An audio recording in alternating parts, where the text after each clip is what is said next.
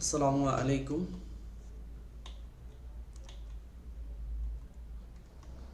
শুভেচ্ছা সবাইকে। আশা করি সবাই ভালো আছে। আমি মোহাম্মদ আবু মুসা, সিনিয়র প্রশিক্ষক, আইসিটি নেকটার, বগুড়া। আজকে আমরা সি প্রোগ্রামিং এর শর্ত দিয়ে কি কি প্রোগ্রাম রচনা করা যায় আমরা তা জানতে পারবো। আজকে আমরা আমাদের ক্লাসে আজকের যে পাঠ তা হচ্ছে শর্তযুক্ত সি প্রোগ্রাম রচনা করা। আমাদের এবং কি আজকের এই ক্লাস শেষে আমরা যা যা জানতে পারবো, শর্তযুক্ত সি প্রোগ্রাম নিয়মে ব্যাখ্যা করতে পারবো, শর্তযুক্ত বিষয়ে সি প্রোগ্রাম রচনা করতে পারবো এবং সি প্রোগ্রামের কন্ডিশনাল স্টেটমেন্টের ব্যবহার। যে স্টেটমেন্ট দ্বারা কোনো শর্তযুক্ত বা যুক্তিমূলক সিদ্ধান্ত প্রকাশ করা হয় তাকে কন্ডিশনাল স্টেটমেন্ট বলা হয়। এই ধরনের স্টেটমেন্ট ব্যবহৃত শর্ত সত্য হলে একরকম ফলাফল এবং কি শর্ত মিথ্যা হলে অন্যরকম ফলাফল দেয়। কন্ডিশনাল স্টেটমেন্ট দুই ধরনের, একটা ইফ স্টেটমেন্ট আর সুইচ স্টেটমেন্ট। আমরা ইফ স্টেটমেন্ট ব্যবহার শিখবো এখন। সি প্রোগ্রামে ইফ স্টেটমেন্ট, সি প্রোগ্রামে যদি অর্থে বা সাধারণত শর্ত আরোপ করে বা ইফ স্টেটমেন্ট ব্যবহৃত হয়। ইফ স্টেটমেন্টের গঠন বা স্ট্রাকচার হলো আমাদের এমন। ইফ হচ্ছে, ইফের ভিতর হচ্ছে কন্ডিশন এবং কি এই কন্ডিশন যদি সত্য হয় তাহলে if statement for condition true will be executed. যদি ইফ স্টেটমেন্ট মিথ্যা হয় তাহলে else statement will be executed. Else স্টেটমেন্টের বডি এক্সিকিউট হবে। আমরা একটা এক্সাম্পলের মাধ্যমে যা দেখতে পারি। If A is greater than 0 print positive, else print F negative. means that if a is value will be greater than 0 then it will be prints positive, else it will print negative. If স্টেটমেন্টের ব্যবহৃত শর্ত বা condition সাধারণত এক বা একাধিক logical বা relational expression হয়। একাধিক লজিক্যাল বা রিলেশনাল এক্সপ্রেশনের মাধ্যমে হয়, যা প্রথম বন্ধনীর মধ্যে লেখা হয়। কন্ডিশন স্টেটমেন্টের পর কোনো সেমিকোলন হয় না, কারণ এটা ফাংশনাল স্টেটমেন্ট হিসেবে কাজ করে। ইফ স্টেটমেন্টে শর্তযুক্ত প্রোগ্রাম রচনা লেখার নিয়ম। প্রথমে হচ্ছে ইফ স্টেটমেন্ট শর্তযুক্ত প্রোগ্রাম রচনা লিখতে হলে তা হচ্ছে একটা ইনক্লুড stdio.h হেডার ফাইল যুক্ত করতে হয়। প্রোগ্রাম শুরু করতে হয় মেইন ফাংশনের পর সেকেন্ড ব্র্যাকেট দিয়ে, এবং কি দরনসহ সব চলক ঘোষণা করতে হয় int A B C D চলক, বা যাকে আমরা ভেরিয়েবল বলি, symbolic name of memory location, যার মান দেওয়া হয় এবং প্রিন্টএফ ফাংশনে বক্তব্য দিয়ে স্ক্যানএফ ফাংশন দিয়ে মান গ্রহণ করা হয়। মূল কথা হচ্ছে প্রিন্টএফ দিয়ে আমরা কি করে আউটপুট দেখাই এবং স্ক্যানএফ ফাংশন ব্যবহার করে আমরা ইনপুট গ্রহণ করি। ইফ স্টেটমেন্টের গঠন ও চাওয়ার মান প্রদর্শন করে। প্রিন্টএফ ফাংশন দিয়ে শর্তের উপর উত্তর প্রদর্শন করে এবং প্রোগ্রাম শেষ করা এবং গেটসিএস ফাংশনের পর সেকেন্ড ব্র্যাকেট দিয়ে। তাহলে শিক্ষার্থীরা আমরা যেটা জানতে পারবো কন্ডিশনাল স্টেটমেন্টের মাধ্যমে একটি সংখ্যা জোড় কি বিজোড় তা নির্ণয় করার একটা প্রোগ্রাম। প্রথমে হচ্ছে যে আমাদের প্রোগ্রাম স্টেটমেন্ট, প্রোগ্রাম প্রথমে stdio একটা হেডার ফাইল যুক্ত করতে হবে এবং তার সাথে conIO একটা হেডার ফাইল যুক্ত করতে হবে। Console standard input output dot H, standard input output dot H, input output console. আচ্ছা, এটা হচ্ছে যে আমাদের একটি বিজোড় সংখ্যা রচনা করার প্রোগ্রাম। যে দুইটা, প্রথমে হচ্ছে include include stdio.h standard input output dot H header file, include console input output dot H header file. ফার্স্টে হলো যে মেইন ফাংশন দিয়ে আমাদের প্রোগ্রাম রচনা শুরু হয় এবং কি সেকেন্ড ব্র্যাকেট থেকে ইন্ট এ মানে হচ্ছে ইন্ট একটা জানি ইন্টিজার টাইপের, আর এ মানে হচ্ছে ভেরিয়েবল একটা ডিক্লেয়ার করলাম। আমরা যখন প্রোগ্রাম রান করব এ নাম্বার, স্ক্যানএফ পার্সেন্ট ডি হচ্ছে ডেসিমাল ভ্যালুতে পার্সেন্ট এ একটা ইনপুট নিলাম। ইফ এখানে আমাদের যেই কন্ডিশনাল যুক্ত হয়েছে তা এখানে যুক্ত হবে। ইফ এ মডুলাস 2 ইকুয়াল 0, মানে এর মান যদি একে যদি আমরা 2 দ্বারা ভাগ করি, ভাগ করার ফলে ভাগশেষ, মডুলাস মানে হচ্ছে যে আমার ভাগশেষ যে ভ্যালুটা আসবে, রিমাইন্ডার আমরা যাকে বলি, ভাগশেষ যে ভ্যালুটা আসবে ওই ভ্যালুটা যদি 0 হয়, ইফ কন্ডিশন সত্য, তাহলে প্রিন্ট করবে দ্য নাম্বার ইজ বা ইভেন নাম্বার। এলস যদি আমাদের ভাগশেষ 0 ছাড়া অন্য কোনো কিছু ভ্যালু আসে, তাহলে সে প্রিন্ট করবে অড নাম্বার।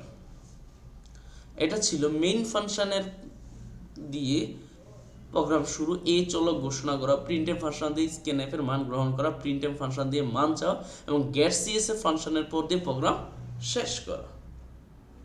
জোড় বেজোড় সংখ্যার প্রোগ্রাম রচনা এবং জোড় সংখ্যা বা বিজোড় সংখ্যা নির্ণয়ের জন্য ওই সংখ্যাকে 2 দ্বারা ভাগ করে ভাগশেষে নির্ণয় করতে হবে। আমরা যেটা প্রোগ্রাম, আমরা odd even number find out করার প্রোগ্রামে যে স্টেটমেন্ট এক্সপ্লেনেশন আসবে, আমরা যে কোনো একটা সংখ্যাকে যদি আমরা ওই সংখ্যাটা জোড় কিনা বিজোড় তা বের করতে হলে আমরা যে কাজ করি, ওই সংখ্যাটা যদি 2 দ্বারা ভাগ করে ভাগশেষ যদি 0 হয় তাহলে জোড়, এবং কি ভাগশেষ যদি 0 ছাড়া মানে 0 ছাড়া অন্য যে কোনো সংখ্যা আসে তাহলে এটা হবে বিজোড় সংখ্যা। যেমন প্রাপ্ত ভাগশেষ 0 হলে সংখ্যাটি জোড়, অন্যথায় বিজোড় সংখ্যা। সি ভাষায় ভাগশেষ নির্ণয় করার জন্য আমরা পার্সেন্ট চিহ্ন ব্যবহার করি, যাকে আমরা মডুলাস সাইন বলতে পারি, যাকে হচ্ছে রিমাইন্ডার বের করার জন্য। সমান ও তুলনার জন্য ডবল ইকুয়াল চিহ্ন ব্যবহার করা হয়। ডবল ইকুয়াল মানে কম্পারিজন সিম্বল যেটাকে আমরা বলি। আউটপুট জন্য if A number 7, number will be odd. Why it will be odd number? Then if we divide the 7 by 2, then the remainder will be 1. So remainder is not equal to 0, then it will, the statement is false, then it will be print the number is odd. আমরা আরেকটা programme দেখতে পারি C প্রোগ্রামের, কোনো বিষয়ে pass fail number নির্ণয় করার programme. আমাদের জেনারেল নিয়মে সি প্রোগ্রামের স্ট্রাকচার অনুযায়ী include stdio.h conu.h header file যুক্ত করতে হবে। তারপর মেইন ফাংশন দিয়ে প্রোগ্রাম শুরু করলাম। তারপর হচ্ছে নম্বরের চলক ঘোষণা করা, ইন্ট এ একটা চলক ঘোষণা করলাম। প্রিন্টএফ এ বক্তব্য দিয়ে স্ক্যানএফ ফাংশনে এর মান গ্রহণ করা। প্রিন্টএফ এ মার্কস ইজ, তাকে একটা বক্তব্য দিলাম, প্রিন্ট মেসেজ দিলাম, স্ক্যানএফ এর মাধ্যমে এই মানটা আমরা কি করব, গ্রহণ করব। তো স্ক্যানএফ এর মাধ্যমে ফাংশন দিয়ে চাওয়া মান প্রদর্শন করে।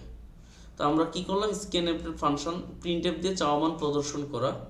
পরে হচ্ছে যে আমরা একটা কন্ডিশন স্টেটমেন্ট যুক্ত করে দিলাম, if A is greater or equal 40, যদি 40 থেকে আমাদের ইনপুট মান বড় হয় তাহলে কন্ডিশন সত্য, তাহলে সে প্রিন্ট পাস, সে কি করবে, প্রিন্ট করবে আমাদের পাস মার্ক প্রিন্ট করবে, সে আমাদের হচ্ছে পাস মার্ক প্রিন্ট করবে। Else printf fail, sprintf fail, সে আমাদের ফেল দেখাবে। তারপর হচ্ছে গেট সিজ ফাংশন দিয়ে প্রোগ্রাম শেষ করা। এটা ছিল আমাদের একটি সংখ্যা বা একটা মার্কস ইনপুট নিয়ে এবং না পাস না ফেল তা নির্ণয় করার সি প্রোগ্রাম। তা কোন সাল লিপ ইয়ার কিনা আমরা তা সি প্রোগ্রাম দিয়ে জানতে পারবো।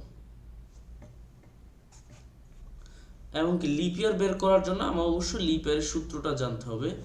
তাহলে হচ্ছে লিপ ইয়ার জন্য আমাদের প্রথমে সি প্রোগ্রামের জেনারেল স্টেটমেন্টটা ব্যবহার করবে, একটা সাল ইনপুট নেব এবং কি আমরা কন্ডিশনাল স্টেটমেন্ট ব্যবহার করব। আমরা যেই কাজ করেছি এখানে, এটা হচ্ছে একটা ভেরিয়েবল ডিক্লেয়ার করেছি একটা ইয়ার ইনপুট নেওয়ার জন্য, যাকে হচ্ছে একটা বক্তব্য আমরা এখানে দিয়েছি প্রিন্ট এ ইয়ার, একটা ইয়ার নাও, স্ক্যানএফ এর মাধ্যমে হচ্ছে মান গ্রহণ করেছি আমাদের ওই ইয়ারটা। এখন হচ্ছে আমাদের ইফ কন্ডিশন দিয়ে লিপ ইয়ার বের করার জন্য যদি আমাদের যে সালটা ইনপুট নিয়েছি ওই সাল যদি 400 দ্বারা ভাগ যায় তাহলে এটা লিপ ইয়ার হয়ে যাবে, এবং এটা যদি 100 দ্বারা ভাগ না যায় এবং 4 দ্বারা ভাগ যায় তাহলে এটা লিপ ইয়ার। এখানে ডবল মানে এই যে দুইটা সিম্বল, এই সিম্বলটা দিয়ে বোঝাচ্ছি অর অপারেটর। এখানে ইফ কন্ডিশন যে কোনো একটা পার্ট সত্য হলে তাহলে সত্য। এই মধ্যে যদি আমাদের যে ইয়ারটা এটা যদি হচ্ছে যে আমরা যে কাজ করতে পারি, এখানে হচ্ছে যে এই ইয়ারটা এইটা হচ্ছে যে আমাদের একটা ইয়ারকে আমরা 400 দ্বারা ভাগ দিই, তাহলে যদি ভাগশেষ 0 আসে তাহলে এটা লিপ ইয়ার। অথবা এই কন্ডিশনটা যদি মিথ্যা হয় তাহলে এই কন্ডিশনটাও সত্য হতে হবে। মানে এখানে ইফের ভিতরে দুইটা পার্ট ডবল ইকুয়াল দিয়ে, এখানে হচ্ছে দুইটা ইকুয়াল সিম্বল দিয়ে অর অপারেটরকে বোঝাচ্ছি। 100 দ্বারা ভাগ না গেলে এমনকি 4 দ্বারা ভাগ গেলে তাহলে লিপ ইয়ার। এলস এই কন্ডিশন যদি পুরো কন্ডিশন যদি মিথ্যা হয়ে যায় তাহলে সে আমাকে প্রিন্ট করে দিবে যে নট লিপ ইয়ার। তাহলে সে প্রিন্ট করে দিবে আমাকে নট লিপ ইয়ার।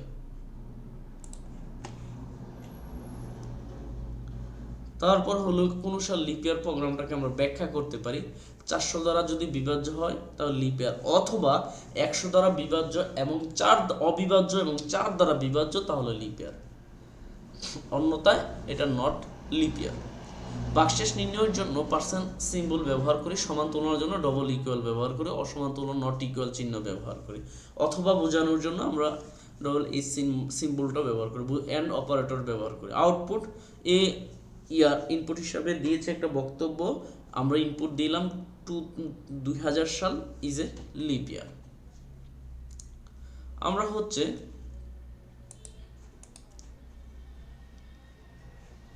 আমরা যেটা কাজ করতে পারি,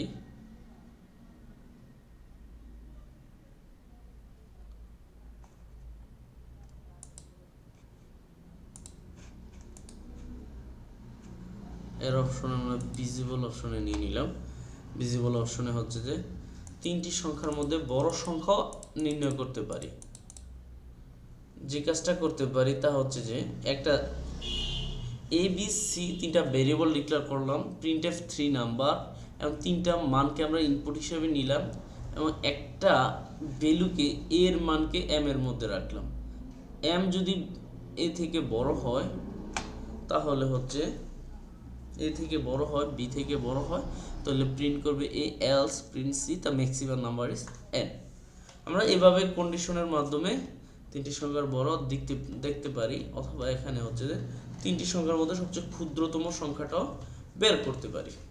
আমরা যে কাজটা করতে পারি, আমরা সুইচ স্টেটমেন্ট একইভাবে আমরা বলছি কন্ডিশনাল স্টেটমেন্ট দুইটা, একটা ইফ স্টেটমেন্ট আর একটা হচ্ছে সুইচ স্টেটমেন্ট। এখন আমরা সুইচ স্টেটমেন্টের গঠন দেখব।